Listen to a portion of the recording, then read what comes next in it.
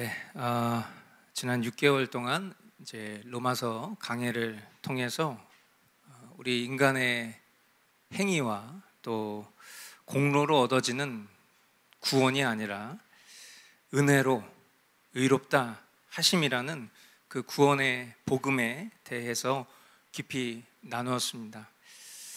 한마디로 구원은 노력해서 획득하는 것이 아니라 자격 없는 우리에게 예수 그리스도의 대속의 공로로 베풀어 주신 은혜의 선물이다. 그렇게 한마디로 우리가 지난 로마서 강해를 정리해 볼 수 있겠습니다.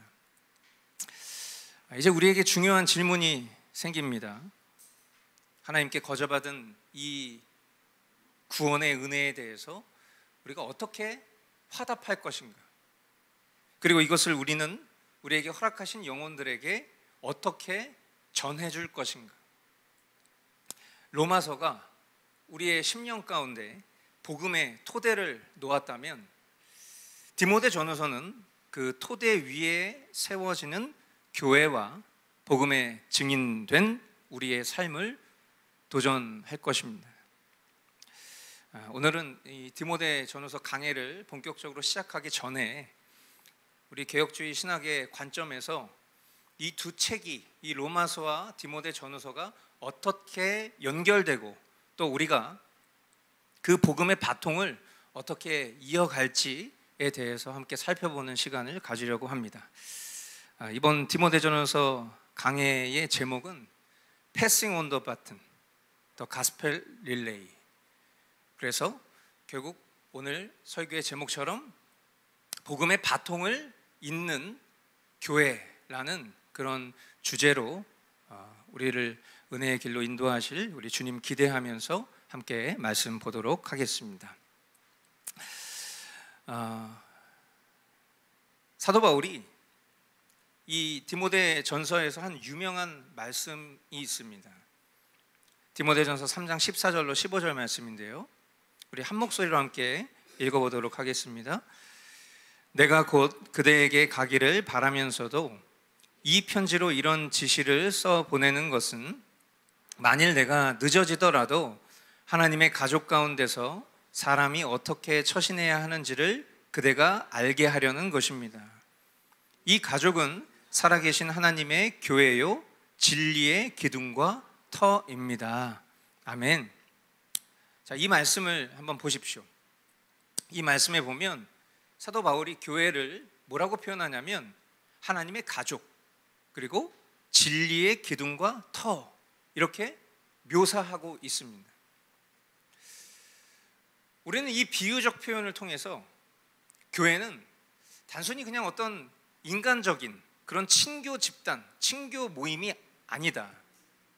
구원받은 사람들이 모인 하늘 가족이며 또 복음의 진리를 보수하고 바르게 가르치고 배우는 터전이다라는 것을 이 말씀을 통해서 깨달을 수 있습니다. 그러니까 결국 계속해서 로마서 말씀과 이 디모데 전후서 말씀은 구원의 본질에 대해서 이야기함과 동시에 교회론에 대해서 이야기하고 있는 것입니다. 도대체 교회가 어떤 곳이냐? 사람들이 각기 정의하고 생각하고 있는 그런 교회론이 아니라 교회가 어떤 곳이어야 하는가, 성경적인 교회는 어떤 곳이어야 되는가라는 것을 말씀하고 있는 것입니다. 그래서 디모데 전서에는 전반적인 내용의 흐름이 예배의 질서에 대해서 이야기하고요, 또 공적인 기도의 방향이 어떻게 돼야 되는지, 또 성경적인 직분자의 자격이 어떠해야 되는지, 그리고 성도 간의 윤리가 어떠해야 되는지와 같은 그런 내용들이 아주 자세히 나옵니다. 그러니까 우리가 이런 말씀을 그냥 단순히 우리의 삶에 교훈 한 줄 정도로 얻고 돌아가기 위해서 성경을 취하는 시간이 아니라 이 성경의 말씀들을 통해서 우리의 신앙생활과 더 나아가서 우리가 살아가는 삶 속에서 내가 지켜야 될 기준과 규범이 무엇인지를 이 말씀을 통해서 배우고 그 말씀대로 실천하는 것이 바로 신자, 성도인 것입니다. 그러므로 우리가 이 디모데 전후서 강해를 통해서 듣고 배운 말씀들을 그저 어떤 참고서 수준으로 이해하는 것이 아니라 이 말씀에 우리가 생명을 다해 그것을 순종하기 위해서 힘쓰고 또 때로는 우리가 생각하고 있었던 기준과 가치관이 성경 말씀과 충돌된다면 기꺼이 그 말씀 앞에 무릎 꿇을 수 있는 그런 담대함이 저와 여러분들에게 있어야 될 줄 믿습니다. 분명한 것은 성경은 그 시대 속에서 펼쳐졌었던 그때만의 규칙이 아니라는 것을 여러분 꼭 아셔야 돼요. 제가 얼마 전에도 말씀드렸지만 우리 교회 설교 영상을 이렇게 쇼츠로 또 릴스로 올리고 있는데 굉장히 원색적이고 비난적인 그런 댓글들이 많이 달립니다. 근데 대체적으로 내용들이 뭐냐면 그건 그 시대의 해석이고 그 시대의 것들이지 지금도 저런 얘기를 하는 목사가 있네, 이런 식의 댓글들이 많아요. 그렇게 이해하고 생각하는 분들이 있을 수 있습니다. 왜냐하면 우리가 잘 알다시피 신앙의 성숙이라는 것은 어린 시절이 있고 성숙한 시절이 있기 마련이죠. 그러므로 교회를 다녀서 교인이라 할지라도 오랫동안 신앙생활을 했다 할지라도 성숙이 더디거나 참된 신자가 아니면 성경을 절대 진리로 이해하지 않을 가능성이 높습니다. 오랫동안 성경을 봤다 할지라도, 내가 성경을 뭐 몇 번을 통독했다라고 말한다 할지라도 성령께서 그 성경의 말씀을 깨달을 수 있는 지혜와 은혜를 더해 주시지 않으면 결국 성경을 아무리 많이 봐도 그것을 이해할 수 있는 능력이 없는 거예요. 미성숙하기 때문이죠. 그렇기 때문에 성경을 과거 시대의 어떤 전유물로만 이해하고, 그런데 오늘 그 성경을 기반으로 한 신앙생활을 하고 있다라고 말하는 이런 아이러니한 모습들이 자신의 삶 가운데 있음을 깨닫지도 못한 채 그저 하는 말들이, 그것이 마치 굉장히 깨어있는 말인 것처럼, 앞서가는 지식인 것처럼 이해하는 그런 어리숙한 성도들의 모습도 당연히 있기 때문이에요.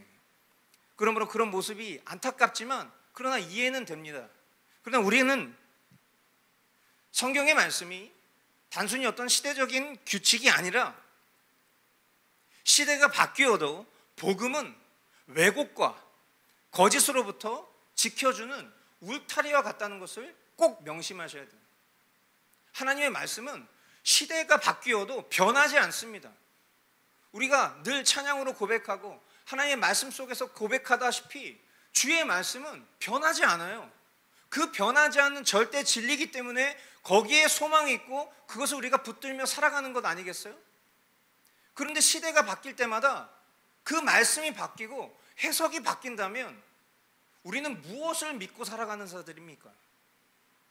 그게 얼마나 어리석은 생각인지를 알아야 돼요.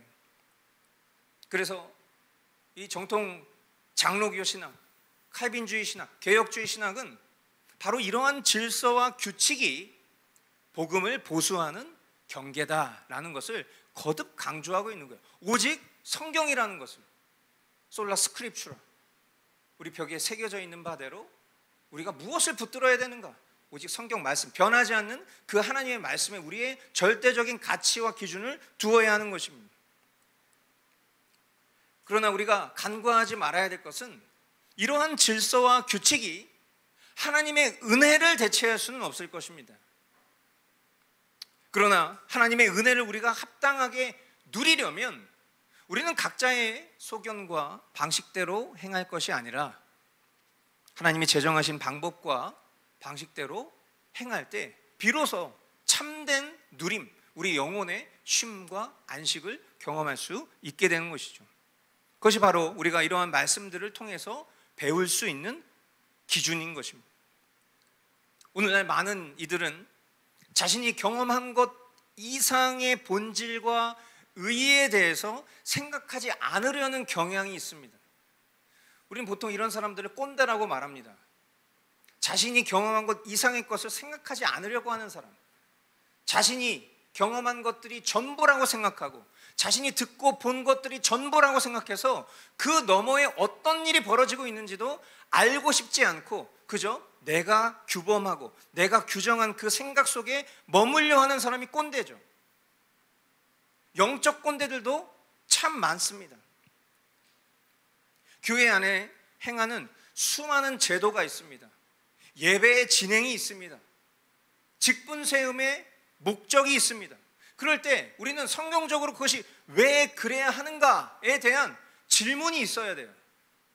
그런데 그 어떤 질문도 없이 그저 자신이 경험한 전통과 유전 속에 그것이 변질되거나 퇴색된 채 흘러내려오고 그것을 또 다시 자기가 각자의 소견대로 변형하고 각색해서 어느덧 그 본질, 그 원형과 전혀 다른 것이 되어버렸다는 것조차 인지하지 못한 채 거기에 자기의 무모한 열심을 내고 있는 것.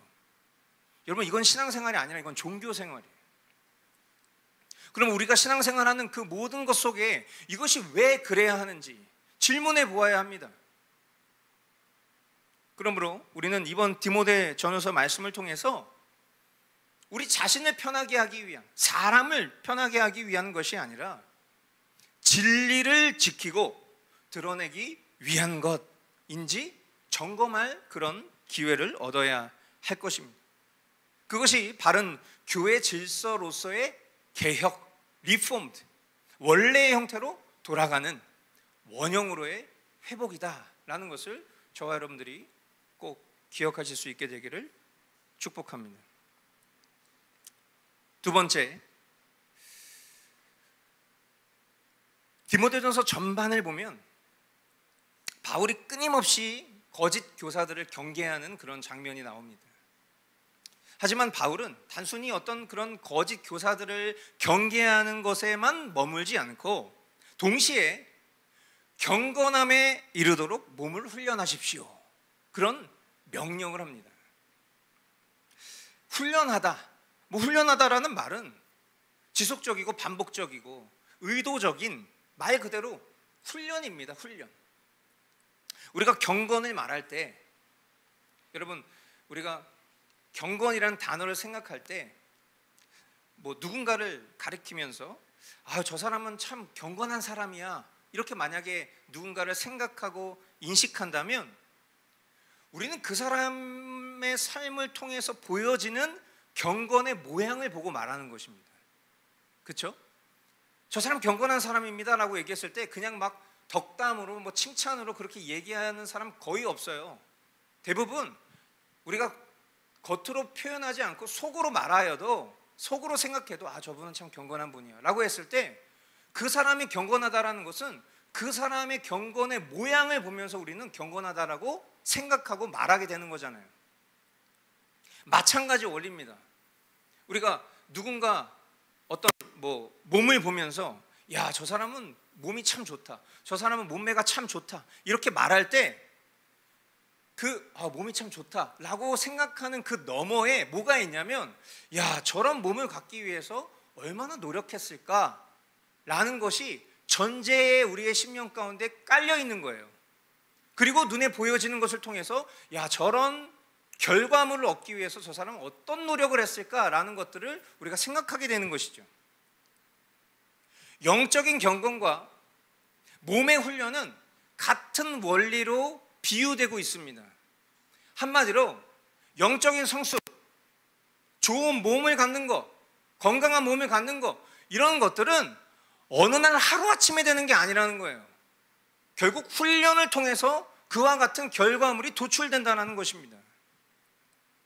우리가 머스트 라이프를 말할 때도, 오늘 우리 자매님이 기도하시면서 머스트 라이프에 대해서, 우리 교회가 살아가는 그 머스트 라이프라는 말씀과 기도의 삶에 대해서 너무나 좋은 기도를 해주셨는데, 이 머스트 라이프의 그 방식과 목적에 대해서 밴드에 공지글로 올라가 있잖아요.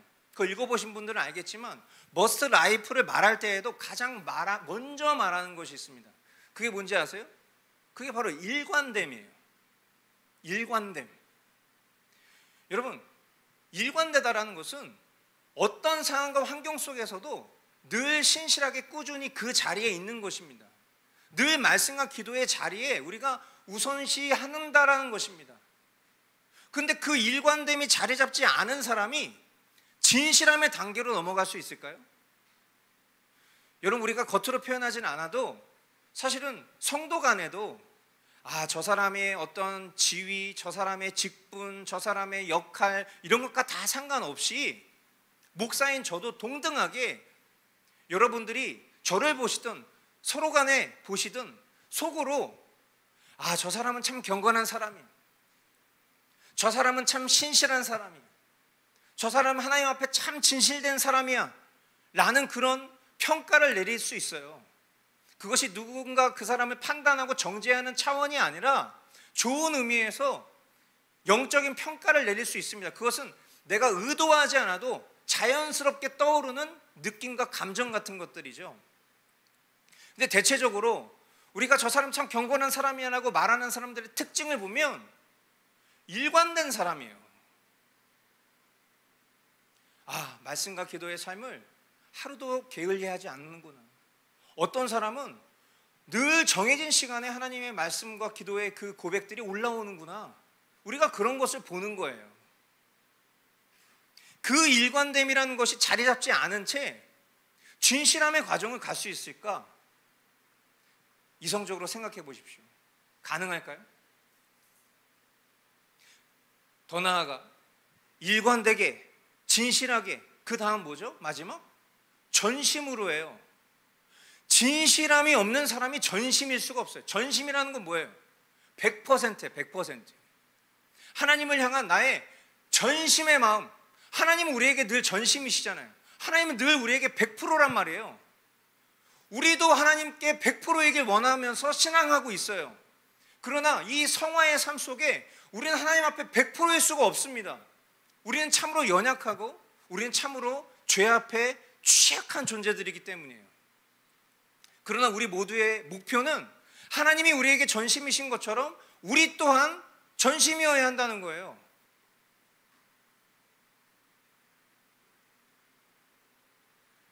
일관됨과 그 일관됨을 넘어선 진실함이 없는 사람이 전심일 수 없어요. 그러므로 일관되게 진실하게 전심으로 우리가 하나님을 신앙하는 삶을 경건의 삶으로 말하고, 그런 훈련이 이루어진 사람이 경건한 사람으로 인정받는 것입니다. 하루아침에 좋은 몸을 만들 수 없는 것처럼 우리의 영혼의 경건도 똑같습니다. 여러분 속지 마세요. 우리 교회가 아무리 바른 신학과 바른 교리를 가르쳐도 그것이 내 삶의 경건으로 이어지지 않는다면 우리는 스스로 돌아볼 수 있어야 할 것입니다.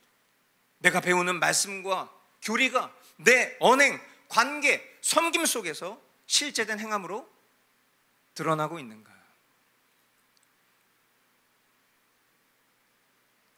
사도 바울은 이렇게 말합니다. 디모데전서 4장 15절로 16절. 이 일들을 명심하고 힘써 행하십시오. 그리하여 그대가 발전하는 모습을 모든 사람에게 나타나게 하십시오. 그대 자신과 그대의 가르침을 살피십시오.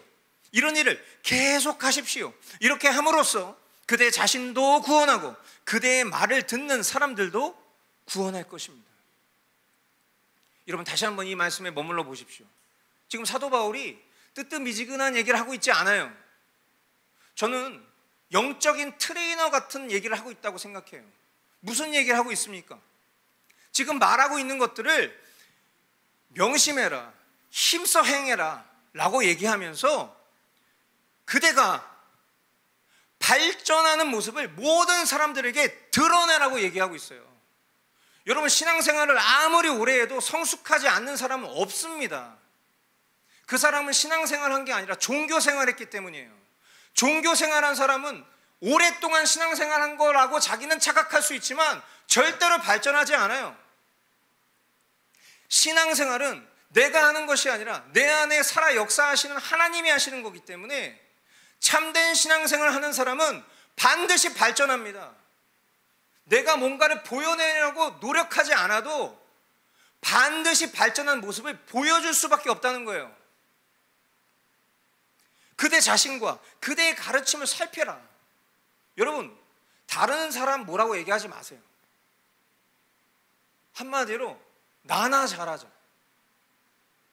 나만 잘하면 돼요. 우리 교회에서 누구만 잘하면 돼요? 저만 잘하면 돼요. 우리 가정에서 누구만 잘하면 돼요? 나만 잘하면 돼요. 꼭 자기도 못하는 사람이 남 탓해요. 그대 자신과 그대의 가르침을 살피십시오. 이런 일을 계속 하십시오. 여러분, 계속 우리 자신과 우리의 자신이 어느 말씀에 거하고 있는지에 대해서 계속 살피라고 사도 바울 얘기하고 있어요. 이렇게 함으로써 그대 자신도 구원하고 그대의 말을 듣는 사람들도 구원할 거라고 얘기하고 있어요. 제가 이 말씀을 보면서 평상시에 이제 어쨌든 제가 이제 운동을 하니까 그런 부분에 대해서 생각할 때 늘 갖는 어떤 관념이 있어요. 그게 뭐냐면, 주변에 이제 트레이너들을 보면 이제 허우대는 되게 멀쩡한데 술 먹고 담배 피는 트레이너들이 있어요. 그러니까 자기가 어떤 몸을 만들어서 보여주는 건 있는데 술 먹고 담배 피는 걸 막 인스타 같은 데 올리는 분들이 있어요. 그럼 저는 개인적인 관계와 상관없이 그 사람은 트레이너로서는 인정하지 않습니다. 왜 그럴까요? 운동을 가르치는 사람인데 자기 몸을 망치는 걸 하고 있어요. 그러면서 건강을 얘기해요. 그럴 수 있습니까? 제가 이 강단에서 여러분에게 하나님의 말씀을 가르치고 설교하는 그런 역할을 하고 있는데 제가 술 먹고 담배 핀다고 생각해 보세요. 이 말씀의 전달자로서의 권위가 세워질 수 있겠습니까? 가만 자세히 생각해 보면 되게 단순한 논리예요. 마찬가지예요. 저와 여러분이 하나님의 거룩한 백성으로, 성도로, 신자로 부름받았습니다. 우리가 뭐 열심히 노력해가지고 그 구원을 쟁취한 것입니까? 아니에요. 하나님의 은혜로 우리를 하나님의 자녀 삼아 주셨어요. 그래서 우리를 교회로 부르시고 우리가 거룩한 신자가 된 거예요. 그런데 그런 사람이 경건의 훈련을 스스로 이루지도 못하면서 누군가에게 복음을 말하고 가르칠 수 있겠어요? 제가 왜 목회를 그만두고 싶었습니까? 제가 왜 목사직을 그만두고 싶었어요? 왜 그랬죠? 이게 너무 힘들기 때문이에요. 내가 신자로서도 제대로 살지 못하는 것 같은데 내가 누군가에게 신자로 살라고 말하는 게 너무 고역스럽기 때문이에요. 일관되게 말씀을 보자라고 선포하는 사람이 일관되게 말씀 보는 것이 쉽지 않기 때문이에요. 세월이 지나도. 내가 진실하게 하나님을 사랑하는 자로 살고 싶은데 내 삶에 하나님보다 더 사랑하는 것들이 많아요. 전심? 야, 죽었다 깨나도 전심까지는 못 도달할 것 같은데? 이런 생각을 하는 사람이 목사로서 살고 있는 삶이 굉장히 중압감을 느끼기 때문에 이 목사직을 내려놓고 싶었던 거예요. 비록 하나님이 강권적으로 상황과 환경을 주장하셔서 지금 이 자리에서 담대히 하나님의 말씀을 전하고는 있지만 늘 그런 내면의 싸움이 있습니다. 여러분, 우리가 하나님의 말씀대로 살지도 않으면서 당신 나처럼 살아요, 이렇게 얘기할 수 있냔 말이에요. 뚱뚱하고 관리되지 않은 사람이 다이어트를 말할 수 있냔 말이에요. 우리가 복음을 전한다라고 했을 때 그게 뭡니까? 복된 소식, 기쁜 소식이잖아요.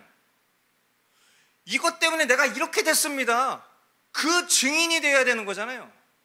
근데 그 복음이 우리에게 복음이 됩니까? 제가 복음의 결과물입니다, 그렇게 말할 수 있겠냔 말이에요.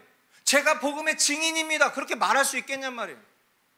그냥 예배당 안에서 크리스찬의 이름표 딱 붙이고 거룩한 척하면서 예배드리는 건 누구나 할 수 있지만 저 예배당 문 밖을 벗어나도 누가 봐도 저 사람은 그리스도인이라고 인정할 수 있을 만큼의 그런 삶을 우리가 실제로 살고 있냐?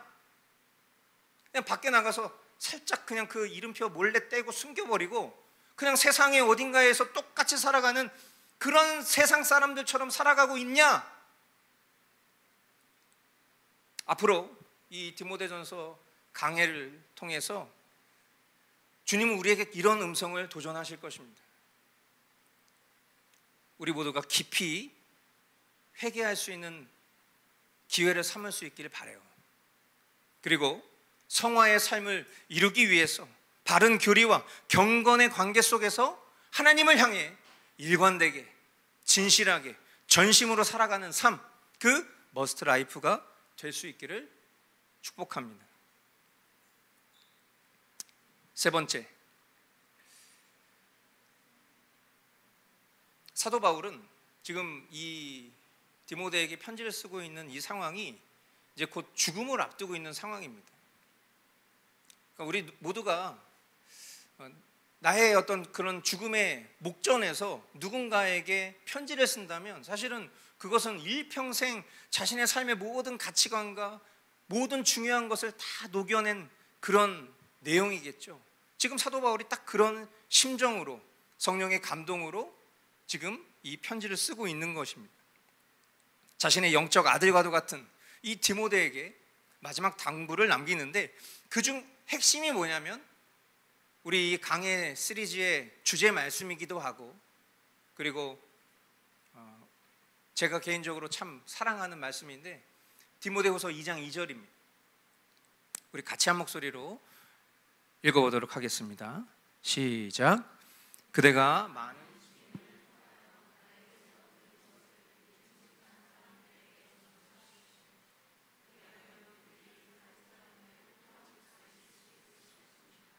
아멘.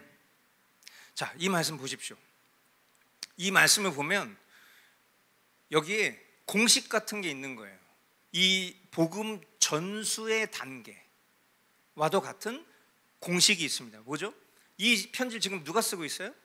바울이. 누구에게? 디모데에게. 그러면서 그대가 많은 증인을 통하여 나에게서, 바울에게서 들은 것을 믿음직한 사람들에게 전수하십시오. 그러면 그 믿음직한 사람들이 또 다른 사람들을 가르칠 수 있을 것입니다 라는 이 복음 전수의 단계의 공식이 성립됩니다. 바울이 디모데에게, 디모데가 믿음직한 사람들에게, 믿음직한 사람들이 또 다른 사람들. 우리가 여기서 깨달을 수 있는 건 뭡니까? 복음은 결코 자신에게 머물러 있지 않는다라는 거예요.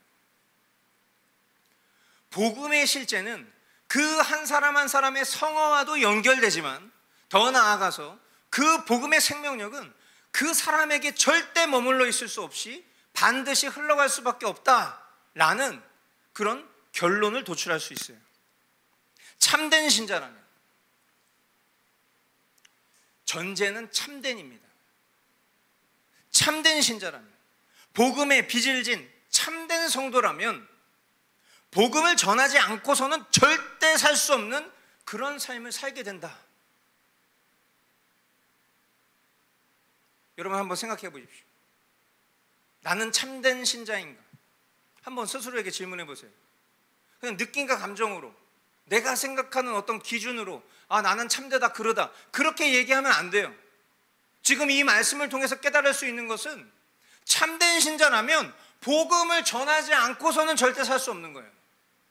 그러면 내가 참된 신자인지에 대한 기준은 명확합니다. 내가 복음을 전하고 살고 있는가?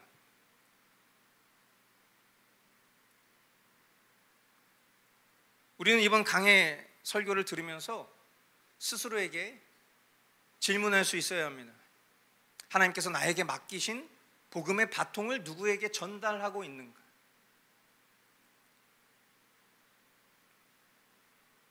여러분, 복음의 전수는 누군가의 일이 아니라 나의 일입니다.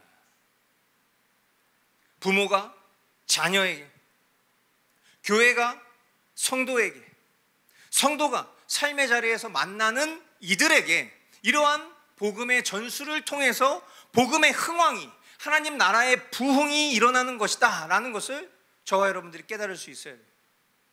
우리가 맨날 어떤 골방에 들어가서 하나님 우리에게 부흥을 주십시오 라고 기도한다고 부흥이 이루어지는 게 아니에요. 물론 그런 기도가 필요하죠. 그러나 그 기도를 한 사람이 일상을 살아가면서 자신이 복음 전도사로서의 사명을 전혀 감당하지 않고 살아가면서 그저 골방에서 부흥을 달라고 기도하면 그것은 반쪽짜리 복음이죠. 그냥 자기 자신만 뜨겁게 만드는 그런 연료 같은 복음. 실제된 복음은 실제되는 참된 신자는 그 기도 너머에 우리의 삶 속에서 만나는 이들에게 때를 얻든지 못 얻든지 복음을 전하는 삶을 반드시 살 수밖에 없어요. 여러분, 이런 말씀을 들으면서 마음이 혹시 좀 불편한 감정과 부대끼는 마음이 있으시다면 그 지점을 회개하시면 됩니다. 아, 내가 복음 전하고 있지도 못하네. 나는 참된 신자가 아닌가 봐. 글렀어. 주님 우리에게 그런 포기를 원하셔서 이런 말씀을 주시는 게 아니에요. 그런 자각과 그런 회개를 통해서 아, 내가 정말 참된 신자로서 살아야 되겠구나. 참된 신자는 복음을 전하지 않고서는 견딜 수 없는 사람인데, 복된 소식, 기쁨의 소식을 전하지 않고서는 살 수 없는 사람인데, 내가 이 기쁨이 나에게조차 실제되지 못했구나. 내가 복음으로부터 너무 멀어졌구나. 다시 주님 앞으로 나아가야 되겠다 라는 이런 참된 회개를 통해서 우리가 살아가는 삶 속에서 만나는 이들에게 주님의 감동 속에서 복음을 전할 수 있는 삶을 살아야지 라는 그런 결단을 할 수 있는 사람이, 그게 진짜 회개한 사람, 그게 진짜 참된 성도의 모습이라는 것입니다. 그 사실을 저와 여러분들이 이번 디모데전서 강해를 통해서 깊이 배우실 수 있게 될 겁니다. 네 번째, 그러나 이런 복음의 전수가, 우리가 복음을 전하면서 살아가는 삶이 어렵죠. 어렵습니다. 사도 바울은 이렇게 말합니다. 디모데후서 1장 7절로 8절. 하나님께서는 우리에게 비겁함의 영을 주신 것이 아니라 능력과 사랑과 절제의 영을 주셨습니다. 그러므로 그대는 우리 주님에 대하여 증언하는 일이나 주님을 위하여 갇힌 몸이 된 나를 부끄러워하지 말고 하나님의 능력을 힘입어 복음을 위하여 고난을 함께 겪으십시오. 아멘. 우리가 이 말씀을 통해서 지금 사도 바울의 처한 그 처지와 심정을 느낍니다. 마치 자택연금 감금당한 그런 상황이잖아요. 그 속에서 누군가에게 편지를 보냈습니다. 그러면 아마도 그냥 어떤 시대적 정서 속에서 생각을 해봤을 때 사도 바울을 지지하고 사도 바울을 따르고 그가 전하는 복음의 말씀을 선포하는 자리에 있는 것은 너무 어려운 일일 것입니다. 그렇죠? 가까이 있었던 사람들도 사도 바울이 이렇게 핍박당하고 정부로부터 핍박당하고 그러면 그 사도 바울과의 친분과 관계를 지우려고 하겠죠. 지금 그런 관점으로 얘기하는 거예요. 하나님께서는 우리에게 비겁함의 영을 주신 것이 아니라 능력과 사랑과 절제의 영을 주셨습니다. 그러므로 그대는 우리 주님에 대하여 증언하는 일, 지금 사도 바울이 복음 전하는 일 때문에 핍박받고 있는 거잖아요. 그 주님에 대하여 증언하는 일이나 그 주님의 복음을 전하는 과정 속에서 갇힌 몸이 된 나를 부끄러워하지 말아라. 하나님의 능력을 힘입어 복음을 위하여 고난을 함께 겪자. 그렇게 얘기하고 있어요. 그러니까 복음 전하는 일과 그 가치를 지키며 살아가는 삶은요, 반드시 고난이 따릅니다. 그러니까 여기서 우리가 고난을 잘못 생각하면 안 돼요. 내가 잘못해서 내 삶 가운데 벌어진 그 고난을 마치 사도 바울이 겪는 고난처럼 동기화시키시면 안 됩니다. 그거는 회개해야 할 일이에요. 그러나 우리가 우리의 삶의 자리에서 누군가에게 예수님 믿으세요. 예수님 믿어야 천국 갑니다. 예수님이 우리의 죄의 모든 것들을 도말하셨습니다. 그 예수님 외에는 하나님께로 나아갈 수가 없습니다. 그런 얘기했을 때 뭔 개소리야. 막 이런 식으로 핍박당하고 내가 거한 그 커뮤니티에서 왕따당하고 그런 고난 말하는 거예요. 그런 고난 우리가 지금 겪고 살고 있습니까? 내가 뭐 잘못해갖고 내가 뭔가 윤리도덕적으로 문제가 있어서 성품적으로 문제 있어서 사람들에게 외면받고 왕따당하고 그런 거 말고 정말 내가 예수님 이름 때문에 고난받고 있냔 말이에요. 그런 측면에서 성숙한 그리스도인의 삶은요, 여러분 명심하십시오. 세상적으로 절대로 편안하지 않습니다. 절대 편안하지 않을 거예요. 성숙한 그리스도인이 되면 될수록 세상적으로 절대 편안하지 않을 것입니다. 그런 의미에서 예수 믿으면 다 잘 돼 라고 말하는 거 거짓 복음이에요. 우리가 체험하는 삶은 오히려 고난과 절제가 뒤따라야만 하는 그런 삶이에요. 하지만 그 모든 것을 인내할 수 있는 것은 그러한 고난과 어려움을 이겨낼 만큼 영광스러운 하나님 나라, 천국 소망이 있기 때문이지, 참된 신자라면 신앙의 깊이가 깊어질수록 만만치 않은 세상의 삶을 살 수밖에 없을 것입니다. 그러나 그런 삶에서도 평안할 수 있는 것은 주님이 나와 함께 하신다라는 믿음 때문에 평안한 것이죠. 그러니까 결국 우리의 상황과 환경은 우리의 신앙이 올곧고 바르고 깊어질수록 우리의 상황과 환경은 점점 어려워질 것입니다. 점점 힘들어질 것입니다. 만약에 여러분이 예수 그리스도의 이름 때문에 고난받는 삶이 되신다면 그것은 축복할 만한 일이죠. 본받을 만한 일이죠. 우리가 따라가야 될 삶인 것이죠. 그러므로 여러분, 복음을 전할 때 편안함과 수월함을 기준 삼지 마세요. 우리 뭐 그런 기도 제가 몇 번 말씀드렸잖아요. 그런 기도 하지 말라. 뭐 어디 가서 뭐 예를 들어서 뭐 우리 자녀 뭐 나중에 하준이가 우리 군대 가면 아유 좋은 선임 만나게 해주세요. 예수 믿는 선임, 예수 믿는 동기들 만나게 해주세요. 그럼 복음 누가 전해? 그냥 우리의 안위만 편안하면 됩니까? 복음을 전하는 일은 반드시 고난이 뒤따른다니까. 우리 아이가 학교에서 왕따 당하지 않게 해주세요. 복음 전하다 왕따 당하면 정말 상 중에 상을 줘야 돼. 우리가 직장에서 좋은 동료 만나게 해주세요.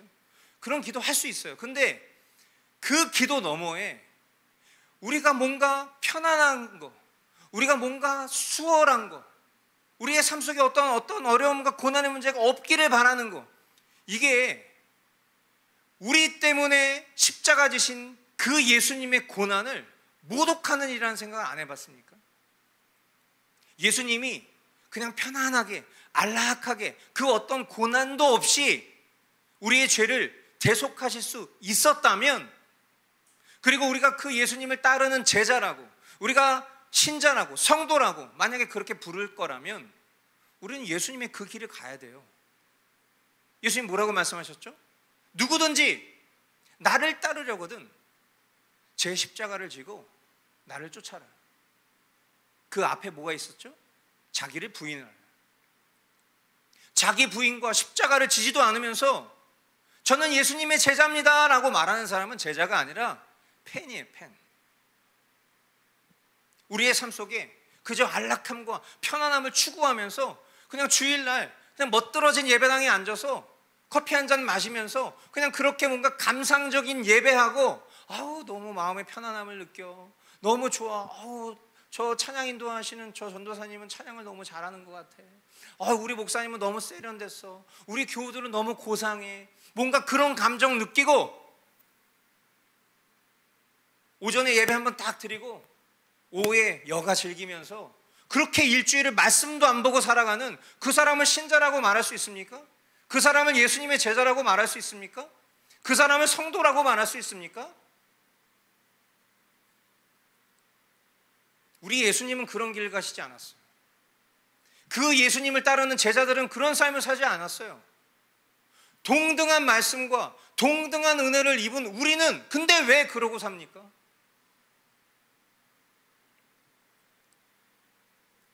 복음 전하는 거 되게 힘든 일입니다. 아십시오. 복음 살아가는 거 되게 힘든 일입니다. 근데 그게 정상이에요. 그러나 그 길 끝에서 복음은 더 멀리 더 순수하게 전해질 것입니다. 우리의 담대함은 세상의 평안함에서 오는 것이 아니라 복음의 권위로부터 나온다. 기억하실 수 있게 되길 바라요. 다섯 번째,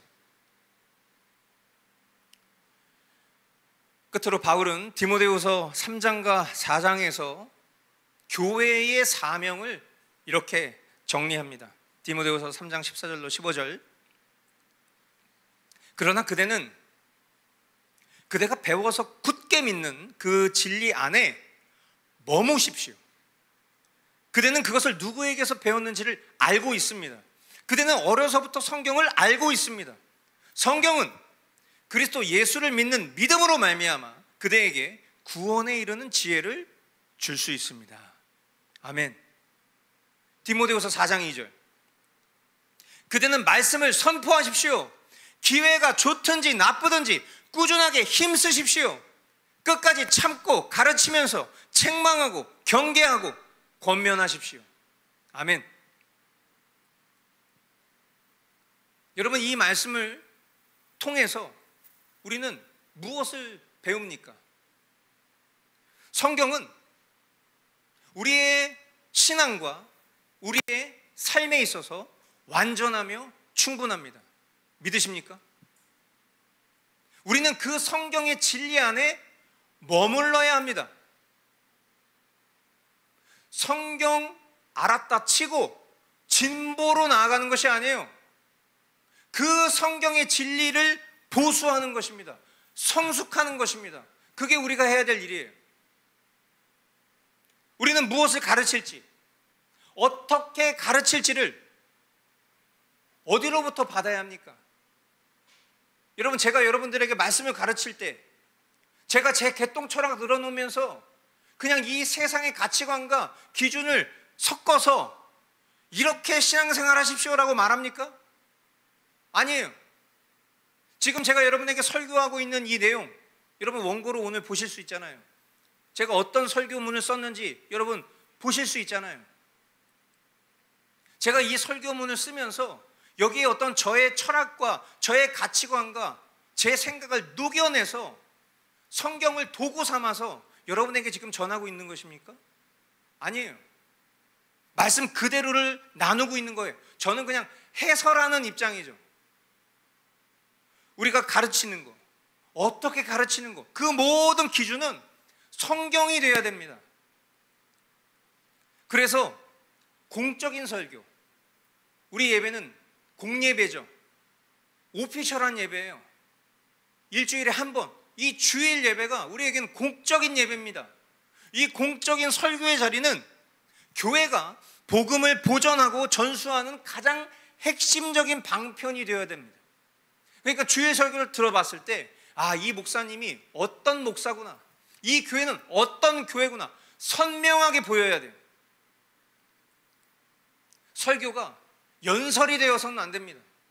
설교가 목사의 개똥 철학을 늘어놓는 그런 자리여서도 안 돼요. 순수하게 변질 없이 하나님의 말씀을 주님의 몸된 교회에 먹이는 시간이에요.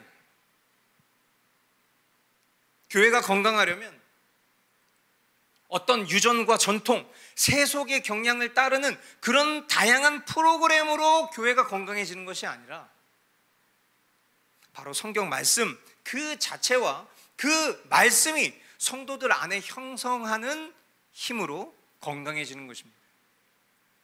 그러므로 우리가 하는 예배는, 여기서 말하는 예배는 뭐예요? 예배 순서, 그 순서 안에 담겨진 성경적인 가치와 의미, 그리고 되어지는 모든 과정과 그 예배를 섬기는 사람들, 그리고 그 예배에 참여하는 우리 모두 다 성경 말씀 중심이어야 됩니다. 목양의 중심에도 성경 말씀이 자리 잡고 있어야 되고, 우리가 배우는 교리조차도 그 성경을 바르게 이해하고 해석하기 위한 도구로서 교리를 배워야 하는 것이에요. 교회를 떠올렸을 때, 우리의 삶을 떠올렸을 때, 우리의 가치관과 우리가 하는 결정을 떠올렸을 때 성경 말씀보다 우선되는 것이 떠오른다면 여러분 회개해야 됩니다. 머스트 교회는 오직 성경 말씀을 가장 존귀히 여기고 가르치는 교회여야 합니다. 우리의 삶은 오직 성경 말씀 위에 세워져야 합니다. 우리 가치관의 기준과 내가 내리는 모든 결정은 다 오직 성경이어야 해요. 결론입니다. 사랑하는 여러분, 사도 바울은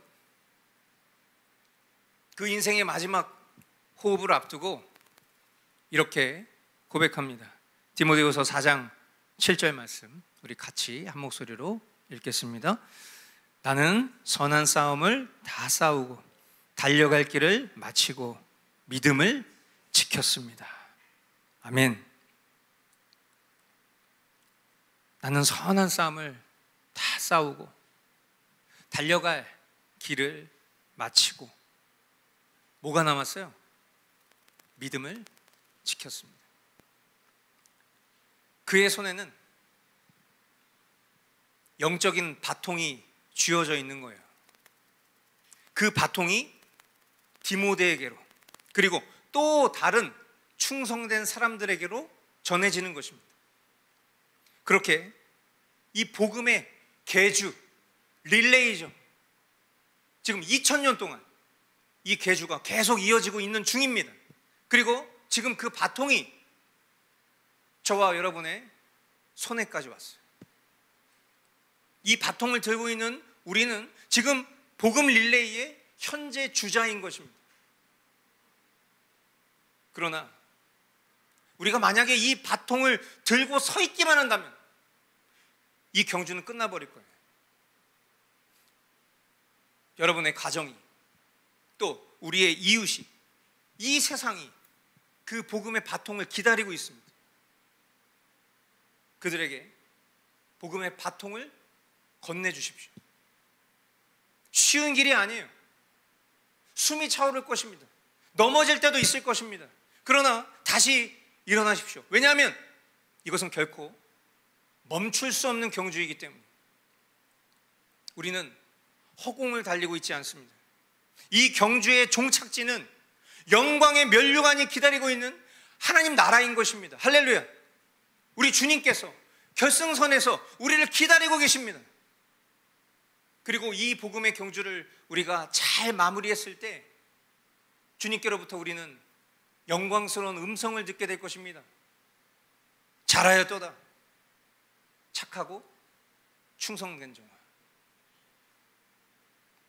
그러므로 사랑하는 성도 여러분, 지금 이 순간에도 몸을 숙여서 더 단단하게 그 바통을 붙잡으십시오. 그리고 믿음으로, 사랑으로, 인내로, 순종으로 달려가십시오.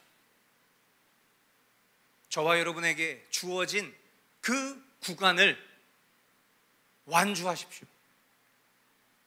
다음 주자에게, 다음 세대에게 이 복음을 안전하게, 온전히 전해 주어야 합니다.